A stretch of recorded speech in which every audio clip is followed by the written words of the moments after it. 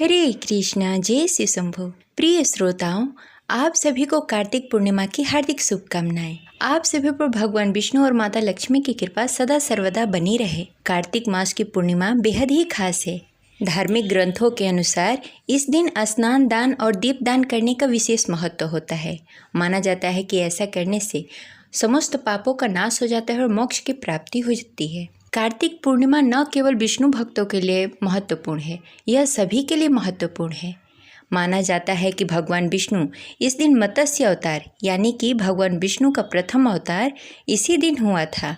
धार्मिक ग्रंथों, पशु पक्षी और सप्त अनाज की रक्षा करने के लिए और विश्व का पुनः निर्माण करने के लिए यह बेहद ही जरूरी था। इसलिए इस दिन भगवान विष्णु ने मत्स्य अवतार लिया था। यह इसलिए भी खास है क्योंकि भगवान शिव ने त्रिपुरासुर नामक राक्षस का वध किया था। तब भगवान विष्णु ने भगवान शिव को त्रिपुरारी नाम दिया था, जो कि भगवान शिव के समस्त नामों में से एक नाम है। इसलिए कार्तिक पूर्णिमा को त्रिपुरारी पूर्णिमा भी कहा जाता है। मान्यता है कि शिव जी के त्रिपुरासुर नामक राक्षस का वध करने के बाद देवों ने खुशी मनाई थी और इसी दिन त्रिपुरारी पूर्णिमा को देवता पृथ्वी पर आकर गंगा स्नान करके दीप जलाए थे, जिसे देव दीपावली के रूप में मनाया जाता है। और इसी दिन गुरु नानक जयंती भी मनाई जाती है, जिसे गुरु पर्व के नाम से जाना जाता है। इस दिन किए गए शुभ कार्य, दान पुण्य, स्नान दान, दीप दान करना और पूजा पाठ करना 100 गुना फल देने वाला होता है। यह आस्था और शुद्धता का प्रतीक है और इसे आत्मिक शांति और समृद्धि के लिए एक महत्वपूर्ण दिन माना जाता है। तो चलिए पूरी श्रद्धा और भक्ति के साथ सुनते हैं कार्तिक पूर्णिमा व्रत कथा। तो प्रेम से बोलिए लक्ष्मी नारायण की जय, शिव जी माता पार्वती की जय, जय श्री गणेश। कार्तिक पूर्णिमा की पहली पौराणिक कथा के मुताबिक तारकासुर नामक एक राक्षस था। उनके 3 पुत्र थे, तारक्ष, कमलाक्ष और विद्युतमाली। भगवान शिव के बड़े पुत्र कार्तिकेय ने तारकासुर का वध किया। अपने पिता की हत्या की खबर सुन तीनों पुत्र बहुत दुखी हुए। तीनों ने मिलकर ब्रह्मा जी से वरदान मांगने के लिए घोर तपस्या की। ब्रह्मा जी ने तीनों की तपस्या से प्रसन्न हुए और बोले कि मांगो, क्या वरदान मांगना चाहते हो। तीनों ने ब्रह्मा जी से अमर होने का वरदान मांगा, लेकिन ब्रह्मा जी ने उन्हें इसके अलावा कोई दूसरा वरदान मांगने को कहा। तीनों ने मिलकर फिर सोचा और इस बार ब्रह्मा जी से 3 अलग अलग नगरों का निर्माण करने के लिए कहा, जिसमें सभी बैठकर सारी पृथ्वी और आकाश में घूमा जा सके। 1000 साल बाद जब हम मिले और हम तीनों का नगर मिलकर एक हो जाए और जो देवता तीनों नगर को एक ही बार में नष्ट करने की क्षमता रखता हो, वही हमारी मृत्यु का कारण हो। ब्रह्मा जी ने ऐसे ये वरदान दे दिया। तीनों वरदान पाकर बहुत खुश हुए। ब्रह्मा जी के कहने पर मैदानों ने उनके लिए 3 नगरों का निर्माण किया। तारक्ष के लिए सोने का, कमलाक्ष के लिए चांदी का और विद्युतमाली के लिए लोहे का नगर बनाया। तीनों ने मिलकर तीनों लोकों पर अपना अधिकार जमा लिया। इंद्र देवता इन तीनों राक्षसों से भयभीत हुए और भगवान शंकर के शरणों में चले गए। इंद्र की बात सुनकर भगवान शिव ने इन दानवों का नाश करने के लिए एक दिव्य रथ का निर्माण किया। इस दिव्य रथ की हर एक चीज देवताओं से बनी हुई थी। चंद्रमा और सूर्य इसके पहिए बने। इंद्र, वरुण, यम और कुबेर रथ के 4 घोड़े बने। हिमालय धनुष बने और शेषनाग प्रत्यंचा बने। भगवान शिव खुद बाण बने और बाण की नोक पर अग्निदेव थे। इस दिव्य रथ पर सवार हुए खुद भगवान शिव। भगवानों से बने इस रथ और तीनों भाइयों के बीच भयंकर युद्ध हुआ। जैसे ही ये तीनों रथ एक सिद्ध में आए, भगवान शिव ने बाण छोड़ तीनों का नाश कर दिया। इसी वध के बाद भगवान शिव को त्रिपुरारी भी कहा जाने लगा। यह वध कार्तिक मास की पूर्णिमा को हुआ था, इसलिए इस दिन को त्रिपुरी पूर्णिमा के नाम से भी जाना जाता है। त्रिपुरासुर को मारे जाने के बाद सभी देवता बहुत खुश हुए और इसी के खुशी में गंगा स्नान किया और दीप जलाकर देव दीपावली मनाई। ऐसे ही कार्तिक पूर्णिमा की पौराणिक दूसरी कथा के अनुसार द्रविड़ देश के राजा सत्यव्रत कृतमाला नदी में स्नान कर रहे थे। जब उन्होंने अंजलि में जल लिया तो उनके हाथ में एक छोटी सी मछली आ गई।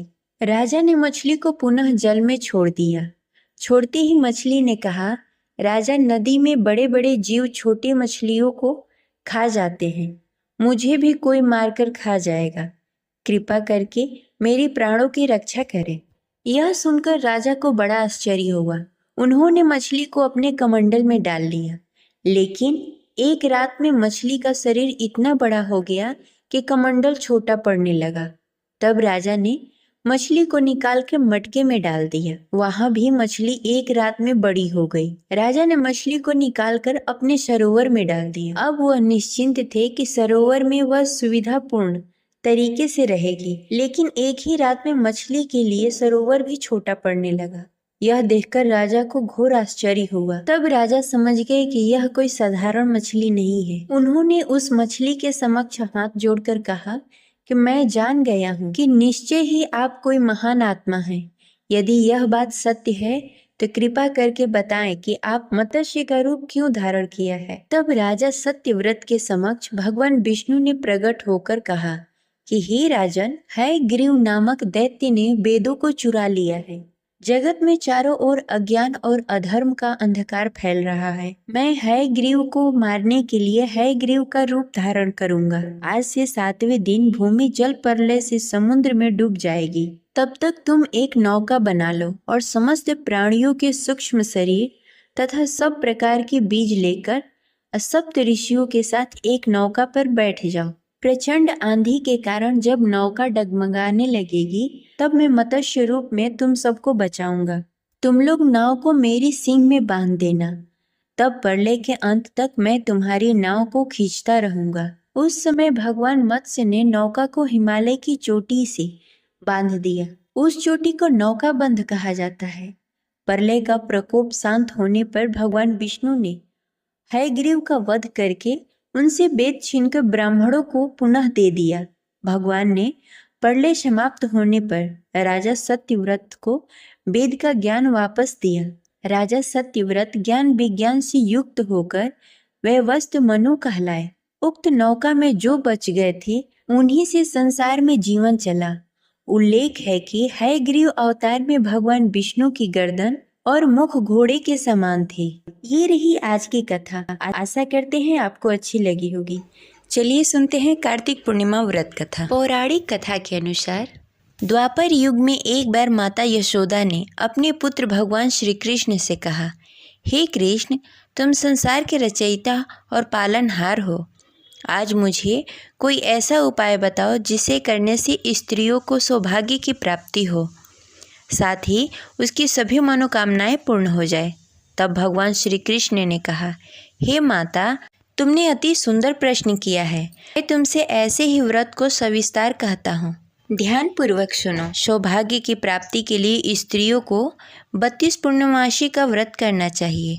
इस व्रत को करने से स्त्रियों को सौभाग्य और संपत्ति मिलती है। यह व्रत अचल सौभाग्य देने वाले एवं भगवान शिव और माता पार्वती के प्रति मनुष्य के अंदर भक्ति को बढ़ाने वाली है।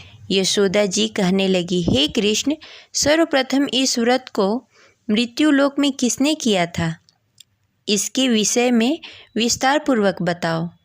भगवान श्री कृष्ण कहने लगे कि इस भूमंडल पर अनेक प्रकार के रत्नों से परिपूर्ण कातिका नामक एक नगरी में, वहाँ चंद्रहांस नामक राजा राज्य करता था। उसी नगर में धनेश्वर नामक एक ब्राह्मण भी था और उसकी स्त्री अति सुशीला रूपवती थी। दोनों ही उस नगर में बड़े ही प्रेम पूर्वक रहते थे। घर में धन्य धान्य आदि की कोई कमी नहीं थी, परंतु उसको बहुत बड़ा दुख था कि उसकी कोई संतान नहीं है। एक समय एक बड़ा ही योगी उस नगर में आया। वह योगी उस ब्राह्मण के घर को छोड़कर अन्य सभी घरों में भिक्षा लेकर भोजन किया करता था। वह रूपवती से कभी भिक्षा नहीं लेता था। एक दिन वह योगी रूपवती से भिक्षा न लेकर किसी अन्य घर में भिक्षा लेकर गंगा किनारे जाकर भिक्षुक को प्रेम पूर्वक ग्रहण करने लगा कि धनेश्वर ने योगी का यह सब कार्य देख लिया। अपनी भिक्षा के अनादर से दुखी होकर धनेश्वर ने योगी से बोला, हे महात्मा, आप सब घरों में भिक्षा लेते हैं, परंतु आप मेरे घर में कभी भिक्षा नहीं लेते। इसका क्या कारण है? योगी ने कहा, निसंतान के घर से भिक्षा लेकर पतितों के अन्न से तुल्य होती है, और जो पतितों का अन्न खाता है वह भी पतित हो जाता है। क्योंकि तुम निसंतान हो, इसलिए पतित हो जाने के भय से मैं तुम्हारे घर से भिक्षा नहीं लेता। धनेश्वर योगी की यह बात सुनकर बहुत दुखी हुआ और हाथ जोड़कर योगी के पैरों में गिर गया और कहने लगा, हे महाराज, यदि ऐसा है तो आप पुत्र प्राप्ति का उपाय बताएं। आप सर्वज्ञानी हैं, मुझ पर कृपा करें। हे भगवान, मेरे घर में धन धान्य की कोई कमी नहीं, परंतु मैं पुत्र न होने के कारण अत्यंत दुखी रहता हूँ। आप मेरी इस दुख का हरण करें, आप समर्थवान हैं। यह सुनकर योगी कहने लगे, हे ब्राह्मण, तुम चंडी की आराधना करो। घर आकर उसने अपनी पत्नी से सब वृत्तांत कहा और स्वयं तप करने के लिए वन में चला गया।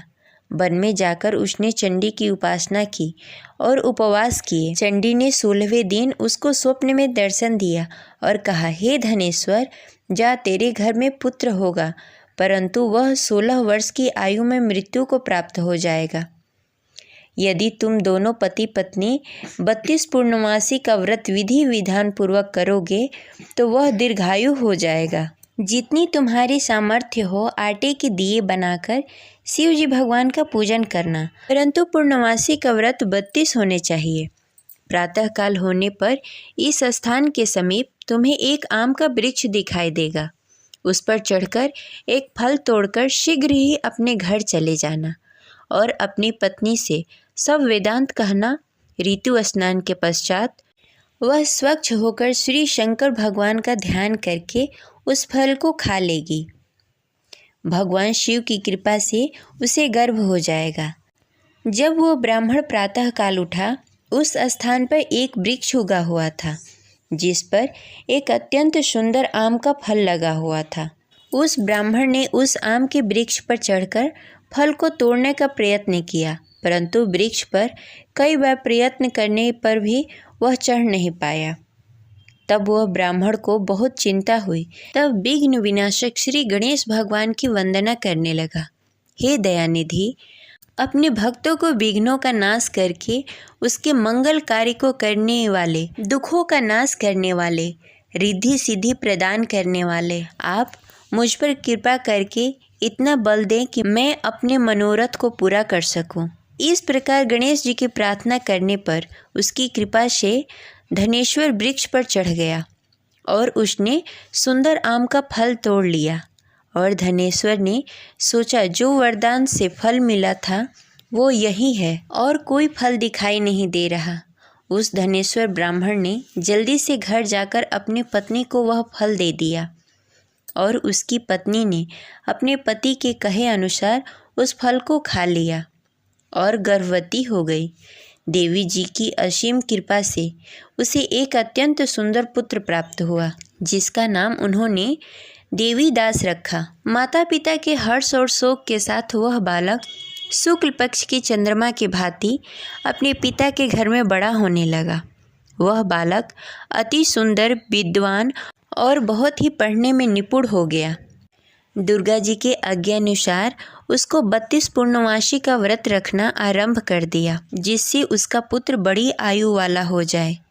16वां साल लगते ही देवीदास के माता पिता को बड़ी ही चिंता हो गई कि उसके पुत्र की इस वर्ष मृत्यु न हो जाए।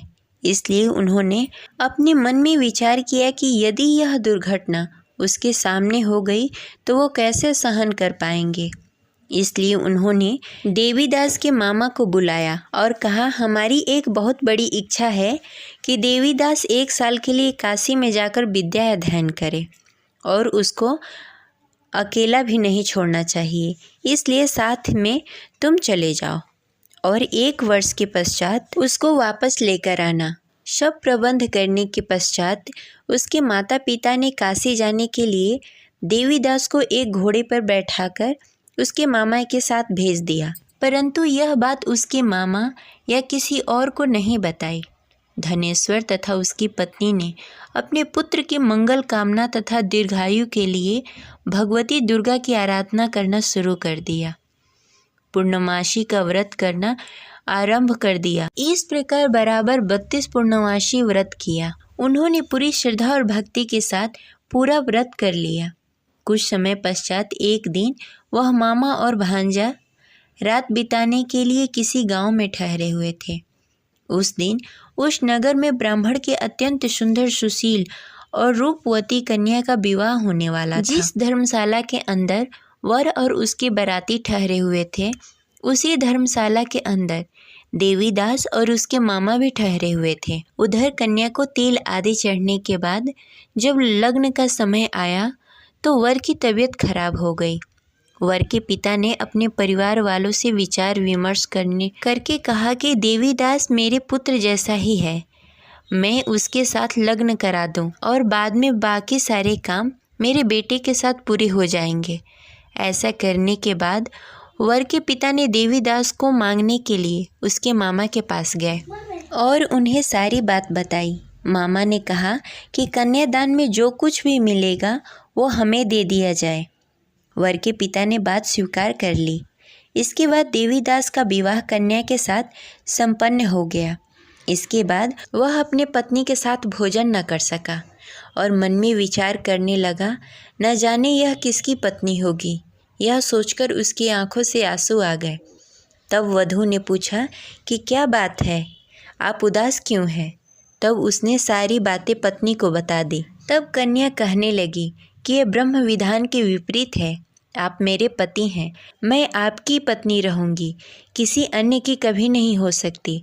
तब देवीदास ने कहा, ऐसा मत करिए, क्योंकि मेरी आयु कम है, मेरे बाद आपका क्या होगा। लेकिन उसकी पत्नी नहीं मानी और बोली, स्वामी आप भोजन करिए।